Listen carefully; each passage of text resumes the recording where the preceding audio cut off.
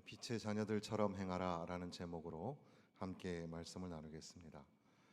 먼저 5장 2절 말씀에 보면 그리스도께서 너희를 사랑하신 것 같이 너희도 사랑 가운데서 행하라 라는 말씀이 나옵니다.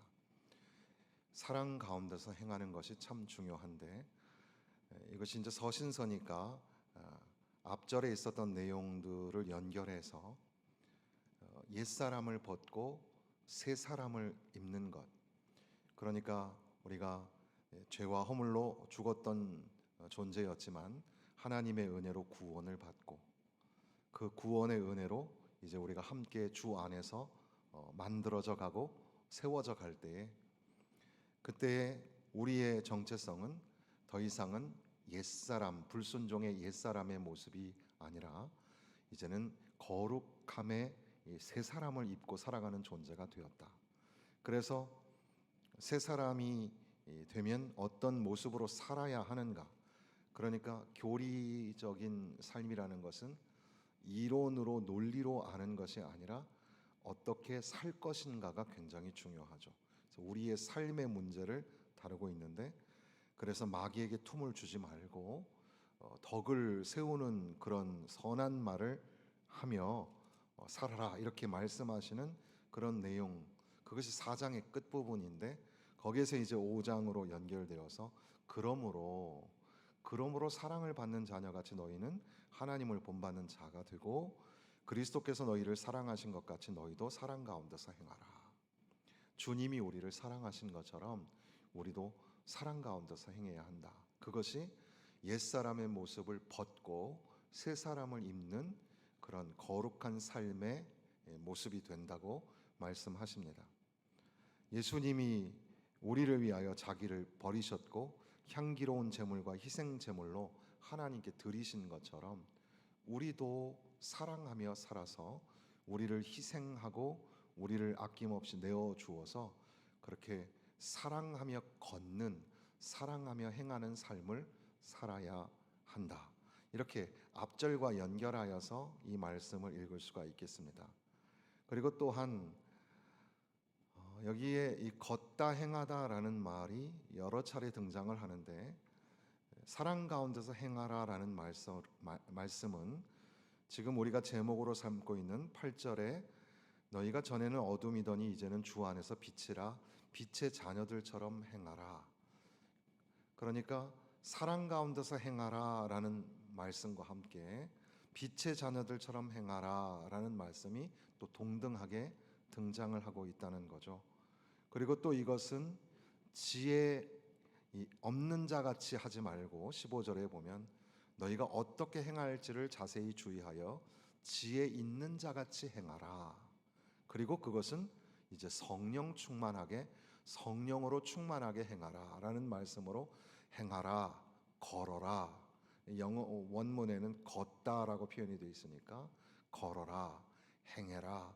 이런 그 순서로 보아서 사랑하며 살아라. 그리고 빛의 자녀로 살아라. 그리고 지혜 없는 자가 되지 말고 지혜 있는 자로 살아라. 성령 충만하게 살아라. 이런 말씀으로 읽어갈 때에 사랑 가운데서 살아야 되겠구나. 후반부에는 권면의 말씀이 점점 더 구체적으로 나오고 있는데 어떻게 살아야 할까? 사랑하며 살아야 되겠구나. 이런 말씀으로 우리가 또 이해를 할 수 있겠습니다. 그리고 특별히 오늘은 이 빛의 자녀들처럼 행하라라는 말씀을 우리가 중심으로 본다면, 한편 대등한 문구이기는 하지만 빛의 자녀로 산다는 건 또 뭘까? 어떻게 보면 우리가 사랑 가운데서 예수님을 본받아서 사랑하며 살아가는 삶이 곧 빛의 자녀로 사는 삶이 아닐까? 이렇게 생각을 해보기도 합니다. 아무튼 그렇게 세 가지의 방법으로 이 말씀이 연결이 되어 있으니 이 말씀이 참 중요하죠. 너희도 사랑 가운데서 행하라. 교회의 표지는 여러 가지가 있겠지만 결국 기독교의 정신은 사랑이라고 할 수 있겠습니다. 사랑이 없으면 아무것도 아니다. 예수님께서 우리에게 말씀하신 것도 서로 사랑하라. 내가 너희에게 새 계명을 주노니 서로 사랑하라. 이 사랑이 참 중요해요. 지금 뭐 우리가 서로 사랑하며 살지만 그러나 더 많이 사랑하고 더 많이 용서하고, 이번에 우리 중고등부 아이들이 수련회 기도원에서 잘 은혜 가운데 마쳤는데, 요즘 청소년들이 그 교회에 많이 출석하지 못하고 또 선생님들도 기도하면서 몇 명이나 올까, 학생 수하고 선생님 수하고 비슷하지는 않을까 걱정했는데, 생각지도 못했는데 굉장히 많은 아이들이 참여를 했어요.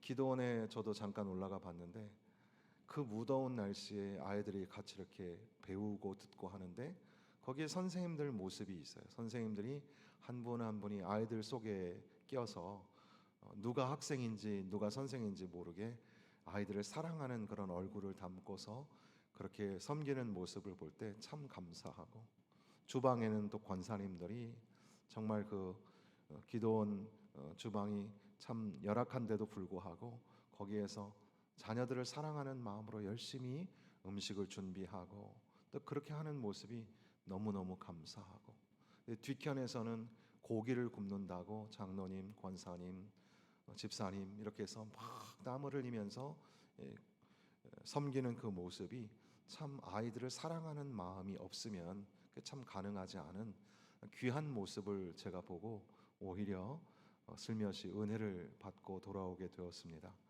사실 우리는 사랑 안에서 서로 섬기며 지금껏 잘 살아가고 있는데, 그러나 여전히 우리에게 계속해서 충족되어야 하고 더 많이 하고 살아야 할 것이 뭐냐 하면 사랑이다. 예수님께서 우리를 사랑하셔서 자기 몸을 내어주신 것처럼 우리도 우리 자신을 내어주며 그렇게 사랑하는 삶을 살자, 이렇게 권면하시는 겁니다.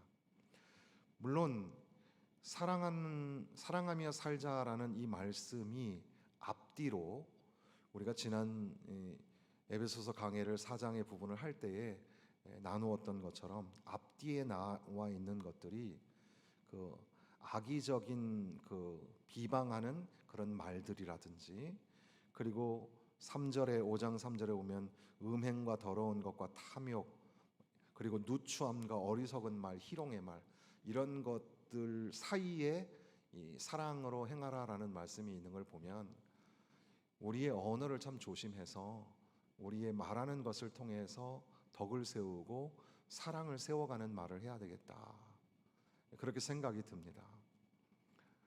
말이 참 중요하죠. 말을 통해서 사랑을 전달하는 겁니다. 사랑한다, 사랑한다 이렇게 표현하는 것이 참 귀하다고 생각합니다. 더 나아가서 4절 끝에는 오히려 감사하는 말을 하라, 감사하는 말을 하라. 예전에 그 꽃보다 할배 그의 시리즈로 꽃보다 청춘이라고, 그 응답하라 1988인가 뭐 거기 드라마에 나왔던 청년들이 아프리카를 이제 여행하는 그런 프로가 있었는데, 거기에서 뭐 여러 가지 뭐 신기한 그런 경험들을 하게 되지만 제게 그 계속 인상이 깊었던 것은 걔네들이 계속해서 하는 캠페인처럼 하는 말이 감사하다, 감사하다, 감사할 수 있어서 감사하다, 이런 그런 표현이었습니다. 그래서 마치 그 아이들은 뭐 종교가 다 다르겠지만 그럼에도 불구하고 마치 한 편의 설교를 듣는 것처럼, 기독교 영화를 보는 것처럼 감사하다, 감사하다라는 말에 그 종이 땡그렁 땡그렁 울리는 것 같은 그런 느낌을 저는 받게 되었습니다. 우리는 얼마나 감사하고 있는가, 그리고 이 감사하는 것이 사랑으로 행하는 것과 관련이 있구나 라는 것들도 우리가 짚어보게 됩니다. 아무쪼록 자녀들아 사랑 가운데서 행하라, 이것이 오늘 교회에게 주시는 권면의 말씀입니다. 그리고 이제 그러한 말씀이 어떻게 보면 3절 4절을 지나서 5절 6절로 지나가는 이 내용이 같은 맥락의 내용이기도 하지만 조금 더 이제 의로운 삶을 살기 위한 강력한 동기를 부여하는 내용으로서 이제 내용이 나오는데, 오늘 우리가 보려고 하는 본문의 말씀이 두 가지, 그러니까 확실한 심판이 있다는 엄중한 사실과, 그리고 우리가 빛의 열매라는 사실, 이것이 5장의 전반부에 나오고, 그 다음에 우리가 다음에 다시 볼 15절 이하에 나오는 말씀에서는 지혜가 그러면 뭐냐라는 것과 성령 충만하다는 것은 또 뭐냐라는 것이, 이 네 가지가 과연 이제 옛사람을 벗고 새 사람을 입은 사람이 어떻게 살아가야 할 것인가, 의롭게 살아가야 할 만한 그런 동기를 설명해 주고 있다, 이렇게 우리가 해석을 해볼 수가 있겠습니다. 그러니까 뭐 4장부터 5장에 나오는 내용이 다 비슷한 맥락의 흐름을 가지고 있지만, 그럼에도 불구하고 5절 말씀에부터 나오는 말씀을 보면, 음행하는 자나 더러운 자나 탐하는 자 곧 우상 숭배자는 다 그리스도와 하나님의 나라에서 기업을 얻지 못한다. 그 최종의 심판이 있다고 그렇게 말씀을 하시는 겁니다. 죄를 지은 사람의 결과, 오늘 새벽에도 우리는 죄의 대가와 그 강력한 여파에 관하여서 함께 묵상을 하고 있는데, 죄를 짓고 그 죄악에 거하는 자가 맞이하게 되는 것은 그 천국의 기업이 아니라 지옥의 기업이다, 이것을 우리에게 보여주시는 겁니다. 하나님 나라에서 기업을 받지 못한다, 이렇게 천명을 하는 거죠. 물론 죄를 지었지만 회개하고 정말 부끄러움과 겸손한 마음으로 진실하게 하나님 앞에 회개하는 사람을 하나님은 용서하여 주실 겁니다. 그러나 여기에 이 우상숭배라는 표현에서 알 수 있는 것처럼, 이 탐욕스러움이, 그러니까 죄스러움이 중독되어 있어서 마치 우상을 섬기는 것처럼 그렇게 우상숭배적 강박관념에 빠져 있는 사람들, 그런 사람들은 하나님 나라에 참여할 수가 없다, 최종적 심판이 있다, 이렇게 선언을 하시는 겁니다. 그러므로 누구든지 너희를 속이지 못하게 하라 말씀하십니다. 당시의 영지주의자들은 육체와 영혼을 분리를 시켜서 이분설이라고 하죠. 그래서 육체는 더러운 것, 육체는 뭐 연약한 것, 영혼은 고결한 것, 이런 식으로 구분을 해가지고 그냥 뭐 육체적으로 죄를 범해도 영혼은 손상되지 않는다, 벌을 받지 않는다, 이런 생각을 가졌고, 그것은 그 당시의 철학과 세상 풍조였고 슬며시 교회 안에 들어와 있는 그런 헛된 속임수였습니다. 그런 것들을 가르치고 있는 그런 불순종의 아들들의 모습들, 너희를 속이지 못하도록 하라, 하나님의 진노가 그들에게 임박하였다, 이렇게 말씀하시는 겁니다. 그러니까 결론적으로 가서는 그들과 함께하는 자가 되지 말라. 7절에 보니까 함께하는 자가 되지 말라.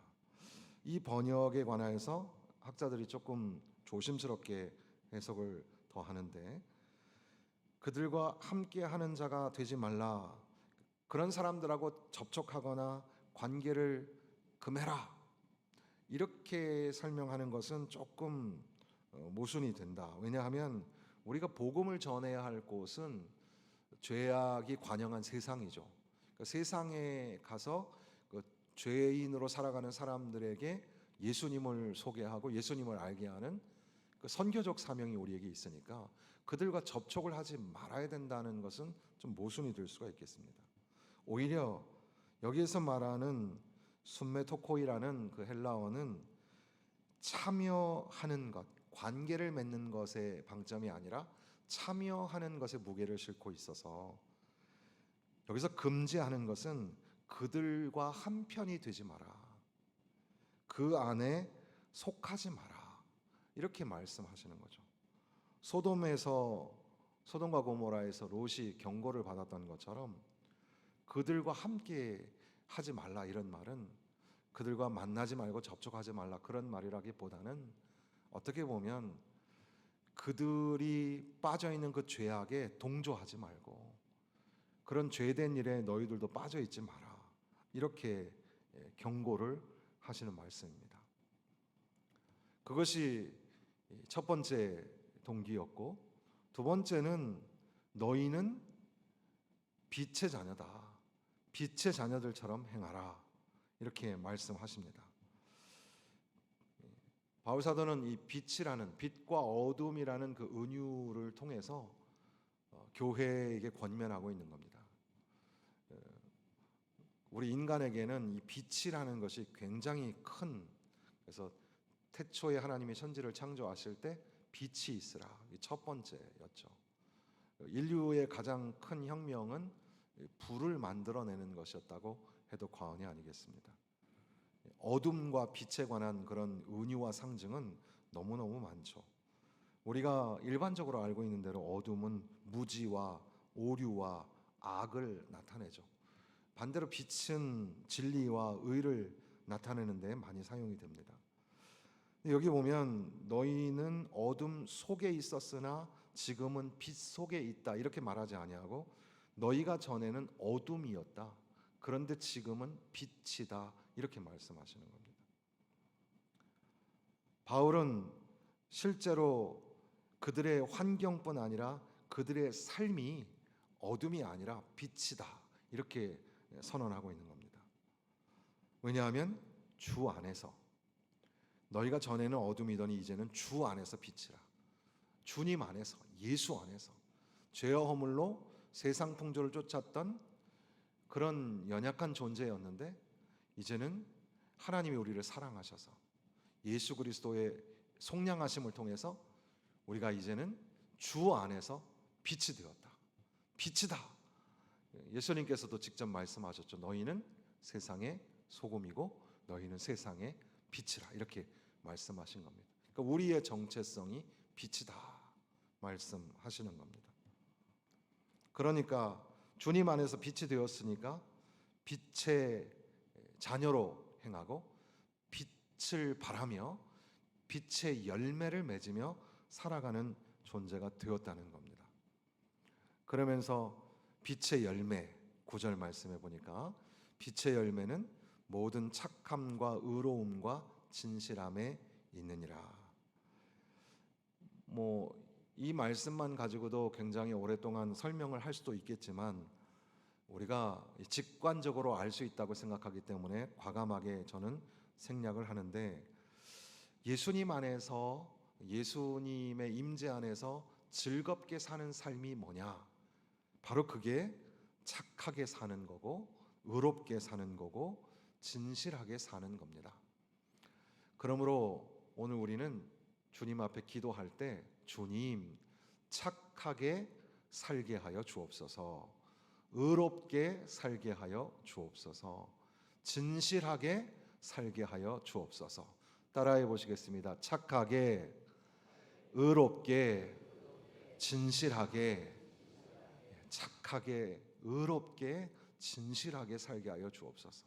바로 이것이 빛의 자녀로 사는 것이고 빛의 열매를 맺는 삶이 된다는 거죠.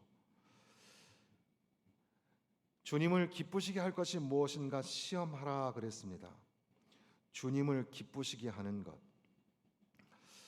이 시험하라라는 말은 분별하라, 승인하라 이런 말인데 어떻게 보면 의로움과 진실함, 이 착함이 투명하게 개방적으로 드러나지게 되어 있다는 겁니다.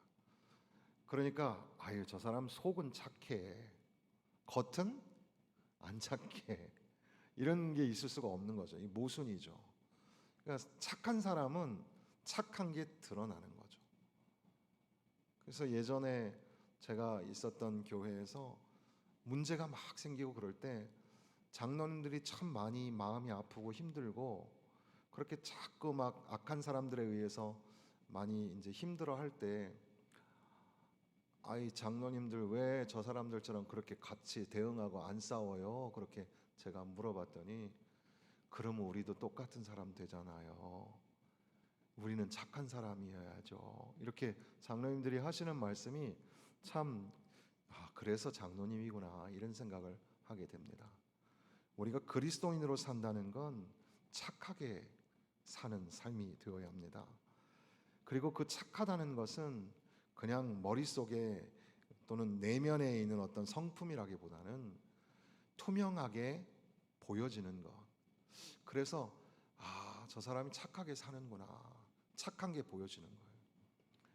저 사람 참 의롭구나. 저 사람은 참 진실하구나. 주여 진실하게 하소서 오늘 하루를 뭐 그런 노래 있잖아요. 주님 진실하게 하여 주옵소서. 근데 이게 참 중요한 게 착하게 살고 의롭게 살고 진실하게 사는 삶이 하나님을 기쁘시게 하는 삶이 된다는 거죠. 하나님을 기쁘시게 하기 위해서 우리가 막 땀을 흘리고 수고를 하고 막 이렇게 봉사를 하고 뭐 그런 게 귀하지 않다는 게 아니라, 그러나 하나님을 기쁘시게 하는 것은 우리가 빛의 자녀로 살 때 사랑하며 용서하며 살고 착하게 살고 의롭게 살고 진실하게 살 때, 그때 하나님이 기뻐하신다는 거죠. 우리 교회 표어가 뭡니까? 하나님을 기쁘시게 하는 교회, 사람을 세우는 교회. 하나님을 기쁘시게 하는 교회가 된다는 것은 착한 교회가 되고 의롭고 진실한 교회가 된다는 것을 의미하는 겁니다. 그래서 우리는 주여 착하게 하여 주옵소서, 의롭게 살게 하여 주옵시고 진실하게 살게 하여 주옵소서. 그런데 유감스럽게도 여전히 어둠 속에서 살아가는 사람들이 있죠. 그리고 그런 사람들의 생활 방식이 우리와 함께 있다 보니 우리도 그런 여파를 받을 수밖에 없지 않습니까? 빛의 자녀로 살아야 되는데 어둠이 가까이 있어서 어둠의 삶의 방식을 택하고 살아가는 사람들과 자꾸 부딪힐 수밖에 없는 거죠. 그럴 때 우리는 어떻게 해야 하는가? 여기에 보면 소극적인 방법과 적극적인 방법 두 가지가 나오죠. 하나는 너희는 열매 없는 어둠의 일에 참여하지 마라 이렇게 말씀합니다. 빛은 착함과 진실함을 낳는 거지만 어둠은 열매가 없어요. 그러니까 영적으로 비생산적인 게 어둠의 일이라는 거죠. 어둠의 일을 하는 사람들은 결과적으로 허무와 탄식에 빠질 수밖에 없습니다. 그리고 결국 그 끝날에는 하나님의 진노와 심판이 있는 거죠. 그러니까 빛의 열매를 맺고 빛의 자녀로 살아가는 사람들은 그 어둠의 일에 참여하지 말아야 합니다. 그런데 적극적으로는 도리어 책망하라 이렇게 말씀하십니다. 책망하라. 여기서 책망하다라는 말은 그 뉴 잉글리시 바이블이라는 그 번역에 보면 그것들을 있는 그대로 폭로해라 이렇게 설명하고 있습니다. 빛은 당연히 그런 겁니다. 빛이 나타나면 다 환하게 밝혀지게 되어 있는 겁니다. 악한 행동들 그것이 폭로되고 정체를 밝혀서 책망해야 한다는 겁니다. 근데 이 책망이라는 것이 두 가지 성격을 갖습니다. 책망을 받는 모든 것은 빛으로 말미암아 드러난다는 그런 13절의 말씀이 있죠. 그러니까 책망을 받으면 낱낱이 다 드러나지게 되어 있다는 겁니다. 그러니까 열매를 맺지 못하는 어둠에 살아가는 사람들이 계속 그렇게 살지 못하도록 책망하고, 그래서 그들의 잘못된 것들이 막 드러나는 거예요. 자기의 죄인인 것을 깨닫고 드러나게 되는 것. 그런데 또 한편 책망이라는 그런 말 속에는 빛이 비추어짐으로 인하여서 그 사람들에게도 빛의 영향력이 나타나게 된다는 겁니다. 그래서 의로운 삶을 영위하는 사람들이 책망한다라는 것이 막 말로 꾸짖고 이런 게 책망이라기보다 빛의 열매를 드러내는, 그러니까 착하고 의롭고 진실하게 살아갈 때 그것이 이제 책망하는 역할을 하는 거예요. 그래서 그 사람들이 자기들이 이 악한 일을 하려고 했던 것들이 제어가 당하고, 그리고 또 자기의 삶을 갱신하고, 어떤 사람들은 회심하여 돌아오게 되기까지, 그렇게 너희들은 그들을 책망하는 사명이 있다라고 말씀하시는 거죠. 그러니까 빛의 자녀로 산다는 것은 어둠의 일에 동참하지 않는 것뿐 아니라 도리어 빛을 발산하는, 빛을 드러내는 삶을 살아가는 것을 의미합니다. 결국 그 빛의 그 영향력 속에서 어둠에 거하던 사람들이 변화를 받고 다시금 한 영혼이 주께로 돌아오는 그런 역사가 일어날 수 있다는 겁니다. 그리고 나서 이제 14절에 이제 결론이 나오는 거죠. 여기 잠자는 자여 깨어서 죽은 자들 가운데서 일어나라. 이 말은 이사야서 61장에 일어나라 빛을 발하라 이 말씀의 인용인지, 아니면 당시에 뭐 부활절이나 세례식 등에서 불렀던 그런 구전의 노래 찬송이었는지는 확실하지 않아요. 그런데 잠자는 자여 깨어서 죽은 자 가운데서 일어나라, 그렇게 선언을 하고 있는 겁니다. 1990년대 그 전국 복음성가 경연대회에서 조동희라는 분이 노래를 만들어서 그때 이제 수상을 하게 됐죠. 그게 지금 우리는 마음을 합하여 진정으로 찬양할 때니, 그 노래인데, 그 노래 후렴에 보면 일어나 새벽을 깨우리라 지금 너희가 하나 될 때이니 일어나 새벽을 깨우리라, 이런 찬양이 있어요. 일어나 새벽을 깨우라. 바로 그 노래가 계속해서 한국 교회에 울려 퍼지게 됐죠. 그 이후로도 이제 그 찬양팀들이 업그레이드 버전으로 일어나 새벽을 깨우리로다 에피소드 2 뭐 이래가지고 청년 부흥을 위해서 굉장히 찬양 사역자들이 노력을 많이 했던 그런 기억을 저도 하게 됩니다. 잠자는 자여 깨어서 죽은 자 가운데서 일어나라, 이것이 늘 그리스도인들에게 울려 퍼지는 노래와 같이 그렇게 계속해서 선포되고 선언되어야 한다는 겁니다. 그래서 우리 영혼을 향하여 잠자는 자여 일어나라, 깨어라, 그리고 또 교회를 향하여서 자 일어나라, 깨어서 빛을 발하라, 이렇게 선언하는 이 노래가 계속해서 교회 안에 울려 퍼지게 하는 것, 바로 그것이 결론의 말씀이 된다는 겁니다. 그러니까 어떻게 보면 하나님께서는 교회를 이 땅에 세우시고 교회를 통하여 하나님의 뜻을 이루고자 하시는데, 교회적 사명이 뭐냐? 그것은 예수님을 통해서 우리에게 구체적으로 도전하신 바 너희는 빛이라, 너희는 빛의 자녀로 행하라. 그래서 우리 광성교회도 빛이라는 단어가 들어가 있죠. 교회들이 빛이라는 단어를 많이 가지고 있는 것도 관련이 있을 것 같습니다. 빛이 되라.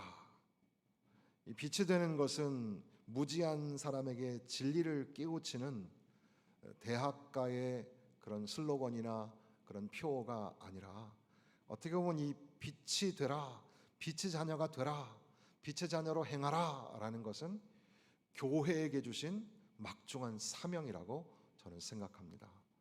그러므로 오늘 이 말씀 통해서 우리는 빛이다, 우리는 빛의 자녀다. 교회는 뭐냐? 교회는 빛을 발산하는 빛의 자녀다.